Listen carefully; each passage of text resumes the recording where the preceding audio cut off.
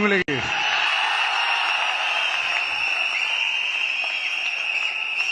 அதனால அப்படியெல்லாம் நடக்காது. அதுவும் முக்கியமா நம்ம கிட்ட அதெல்லாம் நடக்கவே நடக்காது. ஆனா அழுத்தம் இருக்குதான்னு கேட்டீங்கன்னா இருக்குது. அது நான் இல்லைன்னு சொல்ல வரல. நமக்கு இல்ல, மக்களுக்கு.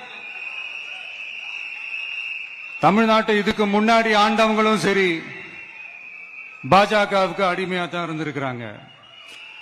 சோ அவங்கள நம்பியும் ஒரு பிரயோஜனமும் இல்ல. இப்ப ஆண்டுகிட்டு இருக்கிற இந்த திமுக அரசாச்சும் நமக்கு ஏதாவது செய்வாங்கன்னு பார்த்தா இவங்களும் அவங்கள மாதிரியே தான். இன்னும் சொல்ல போனா ஒரு படி மேல, இன்னும் மோசம். அவங்களாச்சும் நேரடியா சரண்டர் ஆகி இருப்பாங்க, இவங்க மறைமுகமா சரண்டர் ஆகி இருக்கிறாங்க. அவ்வளவுதான் வித்தியாசம்.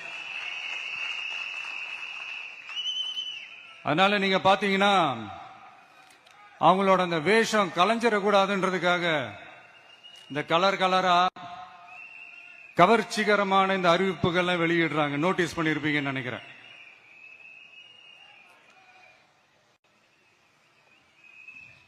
அதனால